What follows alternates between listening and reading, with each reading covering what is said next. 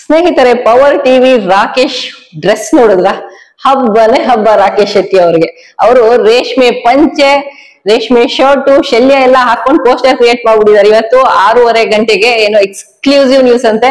ಬುರುಡೆ gang high court ಮೆಟ್ಲೇರ್ಬಿಟ್ಟಿದೆ, ನಮ್ಮನ್ ಬಿಟ್ಬಿಡಿ, ನಾವಿನ್ನೂ ಹೋರಾಟ ಮಾಡಲ್ಲ ಅಂತ ಹೇಳಿ ಮೆಟ್ಲೇರ್ಬಿಟ್ಟಿದ್ದಾರೆ ಅನ್ನುವಂತ ಒಂದು ಸಂಭ್ರಮ ರಾಕೇಶ್ ಶೆಟ್ಟಿ ಅವ್ರಿಗೆ.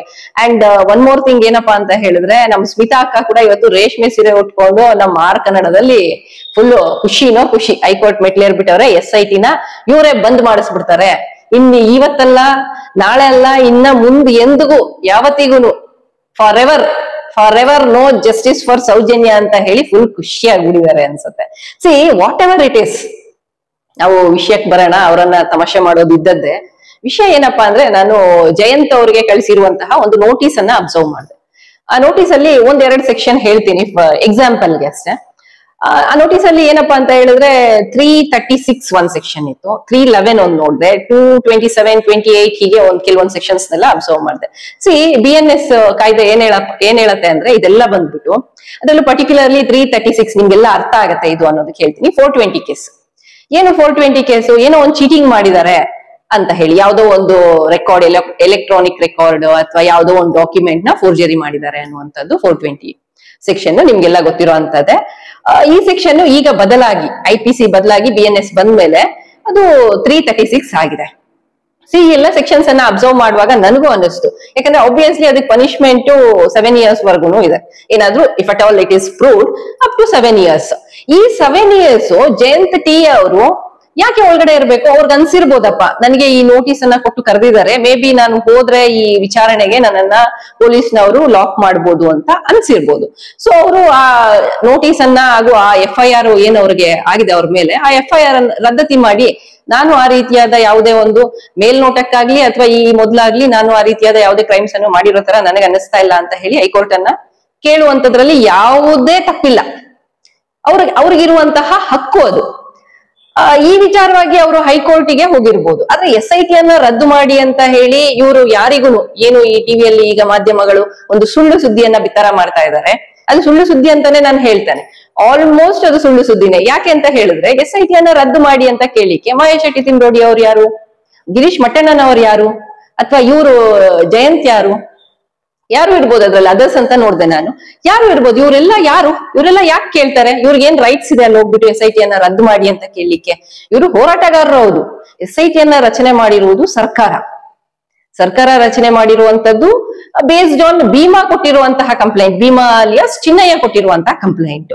ಈವನ್ ಚಿನ್ನಯ್ಯನೇ ರದ್ದು ಮಾಡ್ಬೇಕು ಅಂತ ಅನ್ಕೊಂಡ್ರು, ಬೇಡ ನನಗೆ ಈ ಕೇಸ್ ಅನ್ಕೊಂಡ್ರು, ಇಟ್ ಈಸ್ ನಾಟ್ ಪಾಸಿಬಲ್. ನಾವು ಇದು ತುಂಬಾ ಮುಂದೆ ಬಂದಿದೆ, ತನಿಖೆ ಆಗಿದೆ, ಅದರ ರಿಪೋರ್ಟ್ ಅನ್ನ ಸರ್ಕಾರಕ್ಕೆ SIT ಅವರು ತಲುಪಿಸ್ಬೇಕಿದೆ. ಈ ಮಧ್ಯದಲ್ಲಿ SIT ಅವರು ಕೊಟ್ಟಿರುವಂತಹ ಕೆಲವು ನೋಟಿಸ್ಗಳು ನಮಗೆ ಅನ್ಯಾಯವಾಗಿದೆ. ಈ ನೋಟಿಸ್ಗಳಿಂದ ಹಾಗೂ ಈ ರೀತಿಯಾದ ಒಂದು ನೋಟಿಸ್ ನಮ್ಗೆ ಬಂದಿರೋದು ಇದು ಅನ್ಯಾಯ ಅಂತ ಹೇಳಿ ಅವರ ಹಕ್ಕನ್ನ ಅವರು ಹೋಗಿ ಹೈಕೋರ್ಟ್ ನಲ್ಲಿ ಕೇಳ್ತಾ ಇರುವಂತದ್ದು ಅಂತ ನನಗೆ ಮೇಲ್ನೋಟಕ್ಕೆ ಕಂಡು ಬಂದಿರುವಂತದ್ದು. ಈಗ ಇನ್ನು ಡಿಸಿಷನ್ ಆಗ್ಬೇಕಷ್ಟೇ. ಹೈಕೋರ್ಟ್ ಏನೋ ಒಂದು ಇಂಟ್ರಿಮ್ ಆರ್ಡರ್ ಏನೋ ಒಂದು ಪಾಸ್ ಮಾಡ್ಬೇಕಷ್ಟೇ. ಈ ಮೊದ್ಲೇ ಈ ಸಂಭ್ರಮಾಚರಣೆ ನಮ್ಮ ಸುದ್ದಿ ಮಾಧ್ಯಮಗಳಲ್ಲಿ ಯಾಕೆ ಅನ್ನೋದು ನನಗೆ ಅರ್ಥ ಆಗ್ತಾ ಇಲ್ಲ. ಎಷ್ಟು ನಿಯತ್ತಿದ್ದಾರೆ ಅನ್ನೋದು ಇದರಲ್ಲಿ ಈಸಿಯಾಗಿ ಗೊತ್ತಾಗತ್ತೆ.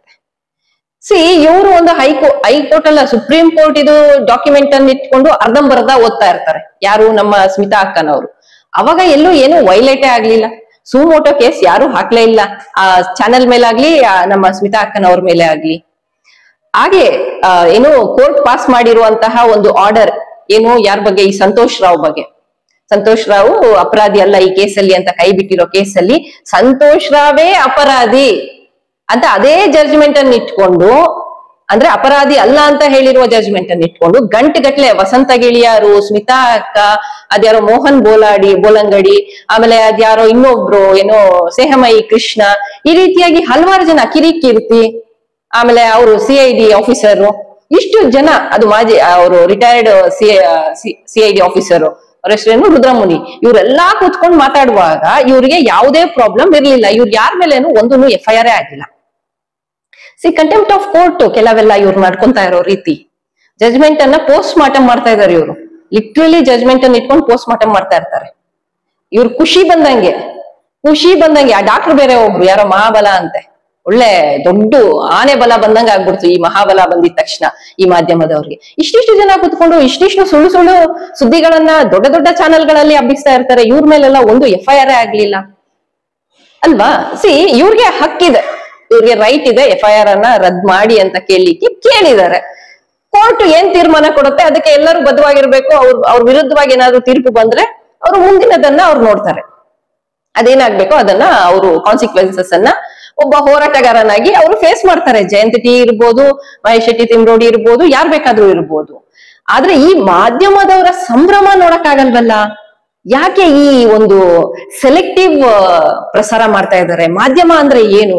ಎಷ್ಟು ಸತಿ ಹೇಳೋದು ನಾನು ಇವ್ರಿಗೆ ಎಥಿಕ್ಸ್ ಅನ್ನ? ಐ ರಿಯಲಿ ಡೋಂಟ್ ಅಂಡರ್ಸ್ಟ್ಯಾಂಡ್ ಏನಾಗಿದೆ ಈ ಜನಗಳಿಗೆ ಅನ್ನುವಂಥದ್ದು. ನನಗೆ ನಮ್ಮ ಡಿಪಾರ್ಟ್ಮೆಂಟ್ ಮೇಲೂ ಹಾಗೂ ಕೆಲವರ ಮೇಲೆ ಅನುಮಾನ ಬರುತ್ತೆ. ಎಲ್ಲರ ಮೇಲೂ ಅಲ್ಲ, ಕೆಲವರ ಮೇಲೆ.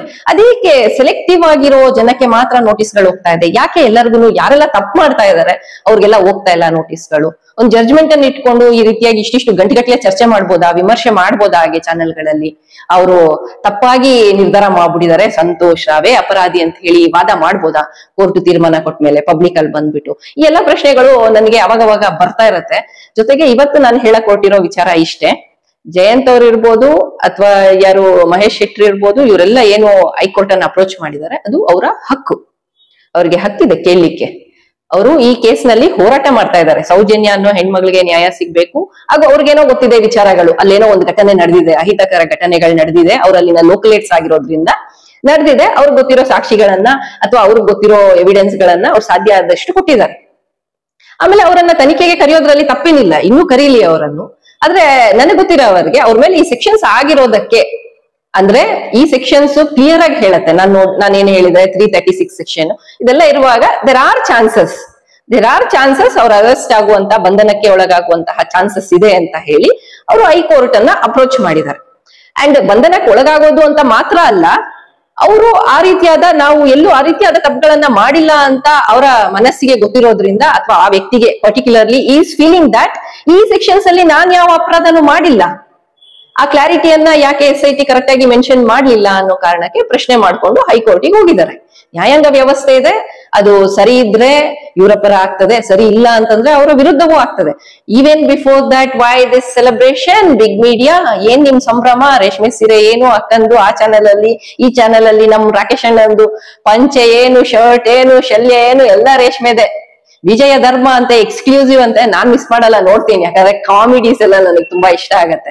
ಇವ್ರಿಗೆ ಒಂದು ನಾನ್ ಬೇಲೆಬಲ್ ವಾರೆಂಟ್ ಇಶ್ಯೂ ಆಗಿದೆ, ಅದನ್ನ ರೀಕಾಲ್ ಮಾಡ್ಕೊಂಡ್ರ ಇಲ್ವಾ ಗೊತ್ತಿಲ್ಲ. ಇನ್ನು ಯಾರು ನಮ್ಮ ರಾಕೇಶ್ ಶೆಟ್ರು, ಕಾದ್ ನೋಡ್ಬೇಕಿದೆ. ಇವ್ರನ್ನೇ ಒಳಗಡೆ ಹಾಕ್ಬಿಟ್ರೆ ಏನ್ ಮಾಡೋದು ಪಾಪ. ಇವರು ಫಸ್ಟ್ ಹೋಗ್ಬೇಕಿತ್ತು ಹೈಕೋರ್ಟಿಗೆ, ಇವ್ರಿಗೂ ಈಗ ಅವಕಾಶ ಇಲ್ಲ. ಯಾಕಂದ್ರೆ ಆಲ್ರೆಡಿ ಚಾರ್ಜ್ ಶೀಟ್ ಎಲ್ಲ ಆಗಿದೆ, ಇವ್ರು ಹೋಗ್ತಾ ಇಲ್ಲ ಅಷ್ಟೇ. ಅದು ಹೋಗಿಲ್ಲ ಅಂದ್ರೆ ಅರೆಸ್ಟ್ ಮಾಡಿ ಕರ್ಕೊಂಡು ಹೋಗ್ತಾರೆ. ವಾಟ್ ಎವರ್ ಇಟ್ ಈಸ್, ಈ ವಿಡಿಯೋ ಇಷ್ಟ ಆಗಿದ್ರೆ ಲೈಕ್ ಮಾಡಿ, ಶೇರ್ ಮಾಡಿ. ಈ ಮಾಧ್ಯಮಗಳ ಸುಳ್ಳು ಪ್ರಸಾರವನ್ನ ನೀವು ನಂಬಬೇಡಿ. ಯಾಕಂದ್ರೆ ನೀವು ಶೈಲಜಾ ಅಮರ್ನಾಥ್ ಯೂಟ್ಯೂಬ್ ಫಾಲೋವರ್ಸ್ ಆಗಿರೋದ್ರಿಂದ ಸುಳ್ಳು ಸುದ್ದಿಗಳನ್ನ ನಂಬಬೇಡಿ. ಅವ್ರು ಯಾವುದೇ SIT ಅನ್ನ ರದ್ದು ಮಾಡಿ ಅಂತ ಮೊದಲನೇದಾಗಿ ಕೇಳಕ್ ಬರಲ್ಲ.